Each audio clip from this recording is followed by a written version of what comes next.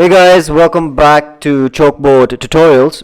So in this episode we are going to be looking at the different types of corporate bonds that exist, and we're going to start off with something known as the medium term notes.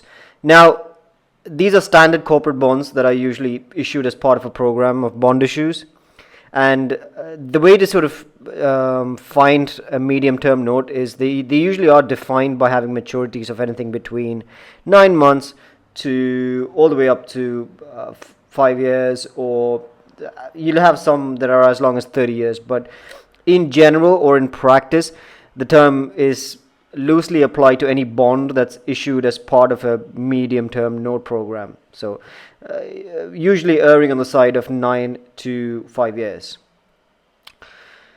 Now, the second type of bond that we're going to look at is something known as the fixed rate bonds.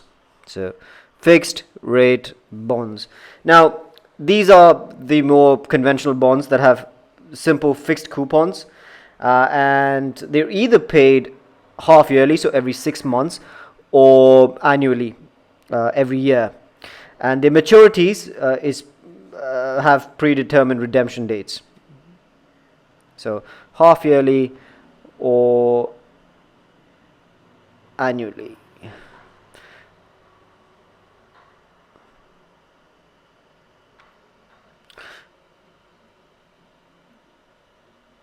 And they have predetermined redemption dates.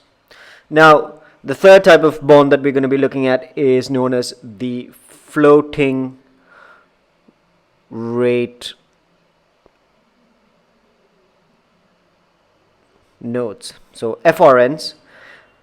These are bonds that have variable rates of interest, and the rate of interest is usually linked to a benchmark rate, such as the LIBOR. Now, I'll be making a different video on LIBOR, but LIBOR is the rate of interest at which banks lend to one another, and the London markets. So, varying rates of interest.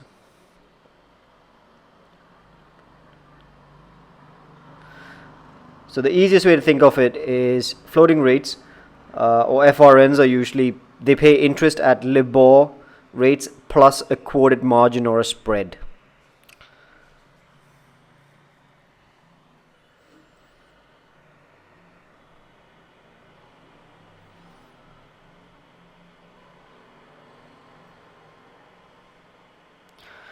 Now the third type of bond that we're going to be looking at is convertible bonds. Convertible.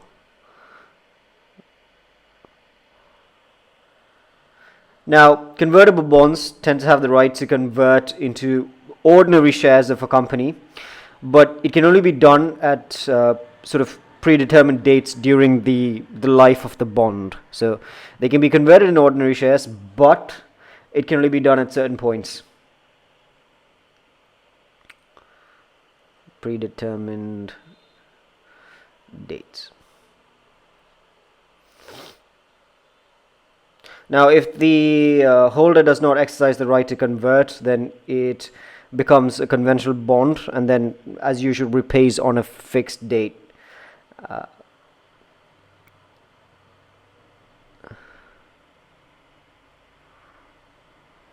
Convertible bond.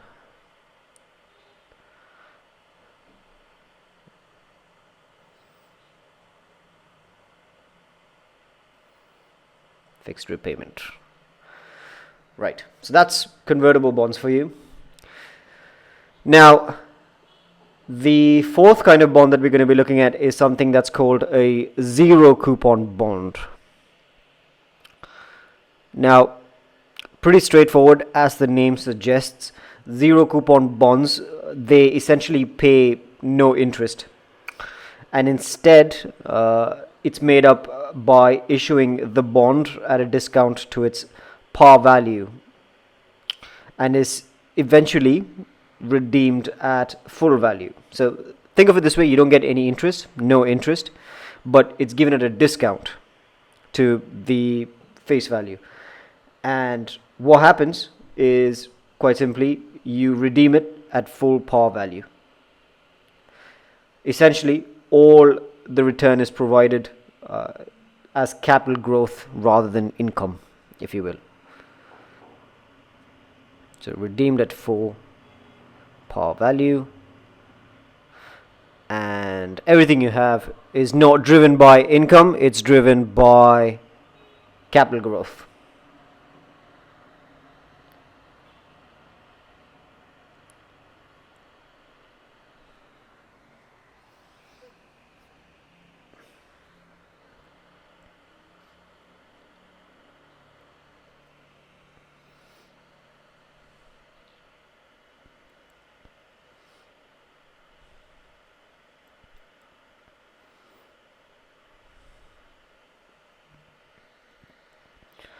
Now, the last kind of bond that we're going to be looking at is something that is called the permanent interest bearing securities, or PIBS for short.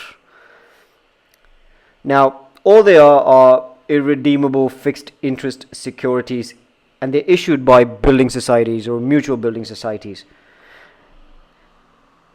So irredeemable fixed interest.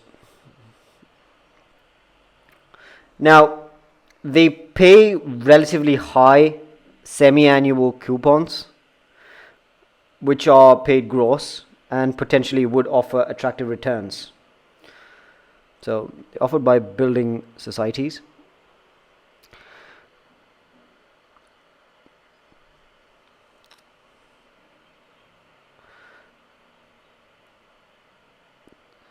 They offer high, let's use a different color, high semi-annual coupons.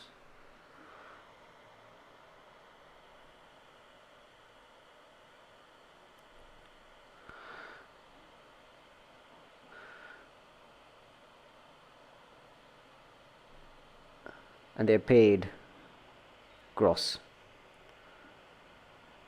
Now, again, as mentioned, this income is non-cumulative, and PIBS holders rank behind all other creditors in the event of liquidation. So if you have one of those, in the event of a liquidity, every other creditor or everyone else who is a lender would be paid first, and then would a PIBS holder be ranked. So it's at the bottom.